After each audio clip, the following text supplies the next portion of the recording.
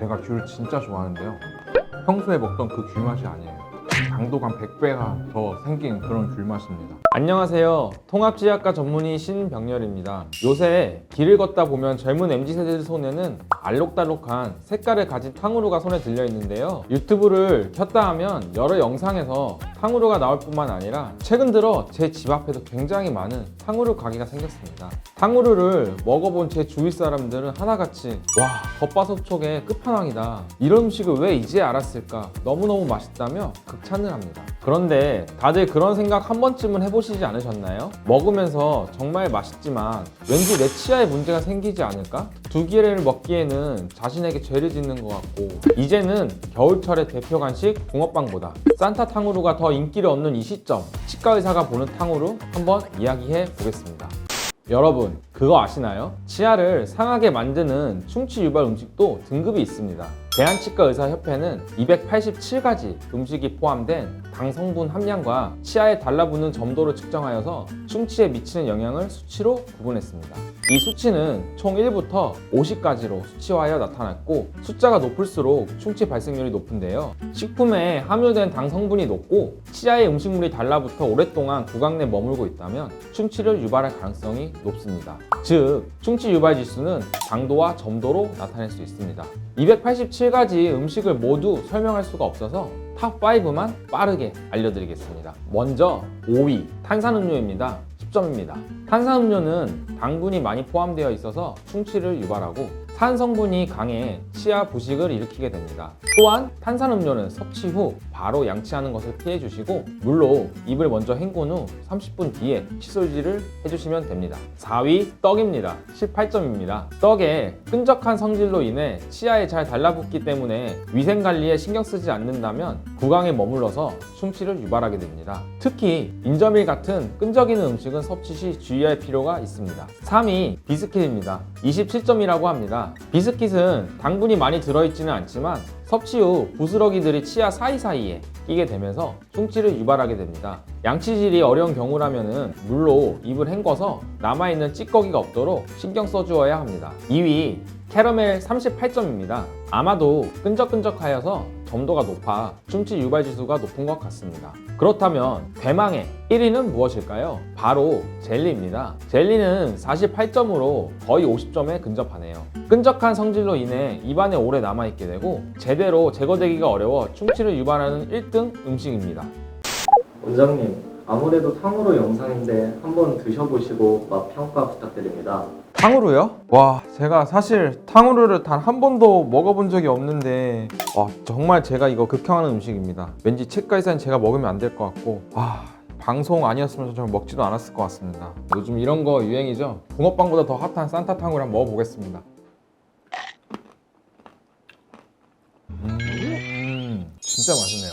마시멜로도 있네, 산타 탕후루에는.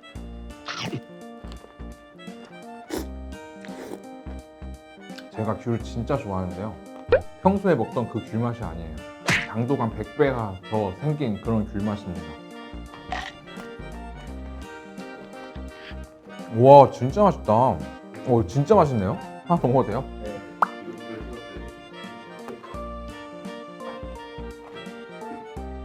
우와, 진짜 맛있어요. 와, 벌써 이빨에 막 설탕이 끼는 게, 잠깐 양치 좀 하고 와도 돼요? 충치 유발 음식에 탕후루라는 음식이 없어서 정확한 수치를 말씀드리기 어렵지만 나와 있는 음식들을 토대로 수치를 예상해 볼 수 있을 것 같습니다. 표에서 보시면은 과일 자체는 충치 유발 지수가 굉장히 낮은 편입니다. 왜냐하면 과일은 단맛이 있긴 하지만 실제 당도는 높지 않기 때문이죠. 하지만 충치 유발 지수는 처음에 설명드린 것과 같이 당도와 점도로 표현됩니다. 탕후루는 설탕 때문에 점도가 굉장히 높아질 수밖에 없습니다. 그래서 제가 생각하기에는 딸기잼과 캐러멜 사이 정도로 37 정도가 아닐까 생각됩니다.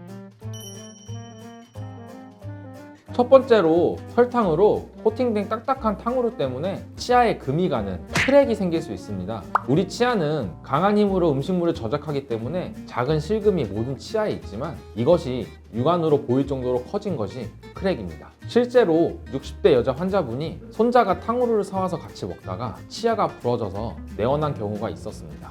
아마도 이 치아는 예전부터 어느 정도의 크랙이 있었겠지만 탕후루를 먹으면서 그곳에 강한 힘이 가해져서 치아가 파절되지 않았나 싶습니다. 조금 더 쉽게 설명드리자면은 예를 들어 나무에 균열이 있는데 그곳을 강한 힘으로 누르면 나무가 쪼개지겠죠? 탕후루는 치아에 강한 힘을 작용하게 하여서 크랙이나 더 나아가 치아를 파절시킬 수 있습니다. 두 번째로 치아 보철물이 빠질 수가 있습니다. 특히 수명이 오래되어서 상태가 안 좋은 보철물들이나 상태가 좋더라도 점도가 높은 탕후루에 의해서 빠질 수가 있습니다. 실제 캐러멜이나 젤리 등의 끈적한 음식을 먹어서 보철물이 빠져 내원해 주시는 환자분들은 일주일에 2~3명씩 꼭 있습니다. 세 번째로 당연히 치아가 썩을 수 있겠죠? 충치는 구강 내에 들어온 음식에 포함된 당 성분을 구강 내 세균이 분해하여 만들어진 젖산이라고 하는 산 성분이 치아를 분해하며 생긴 결과를 얘기합니다. 음식이 입안에 머무는 시간이 짧다면 충치를 크게 유발하지는 않습니다. 왜냐하면 세균들이 당에 분해할 시간을 주지 않기 때문이죠. 하지만 음식이 입안에 머무는 시간이 길어진다면 충치를 유발할 가능성이 굉장히 커집니다.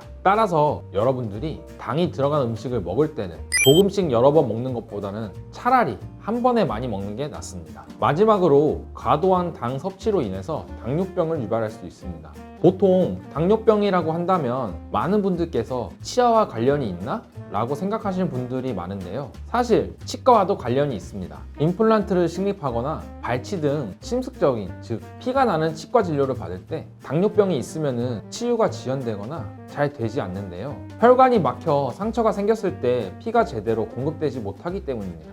또한 인슐린 결핍으로 백혈구가 제대로 제 기능을 하지 못하면 임상적으로 감염의 위험이 높아지죠.